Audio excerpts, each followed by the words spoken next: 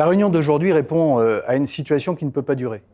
Voilà plusieurs mois que la Cour de cassation a édicté une règle de calcul pour les cotisations de santé au travail et malgré toutes les relances de milliers d'entreprises, des services à la personne, les centres de santé persistent à appliquer des tarifs qui ne devraient pas être les tarifs aussi élevés que ceux qu'ils ont aujourd'hui. On est rentré dans un système un peu de discussion avec nos organismes de médecine du travail qui n'appliquent pas vraiment, enfin n'appliquent d'ailleurs pas du tout la loi telle qu'elle a été statuée au 19 septembre 2018.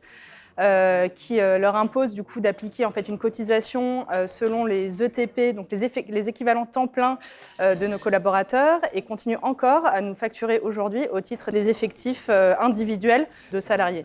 Ce qui se passe, c'est qu'on emploie énormément de personnes à temps partiel. Donc nous, le calcul par ETP et le calcul en personne physique, on a un énorme différentiel entre les deux, donc avec énormément d'argent à récupérer par les structures.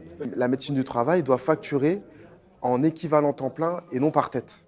Et en fait, ça change la donne énormément finalement. Ça diviserait le coût par deux. Je vais vous donner quelques chiffres.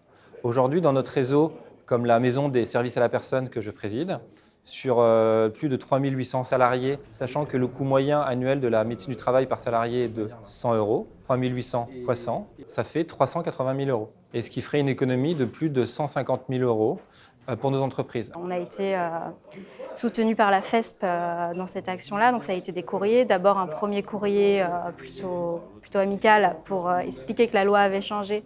On n'a pas eu de réponse malheureusement et on a envoyé une mise en demeure, un courrier de relance. Et là, donc, je l'ai envoyé il y a un mois et malheureusement, j'ai toujours pas eu de réponse. Il y a une vraie centralisation de l'information, ce qui fait qu'on on est plus fort en fait, à agir tous ensemble et on espère que les actions vont être menées jusqu'à bout. Il y a un véritable déni de justice aujourd'hui de la part des centres de santé.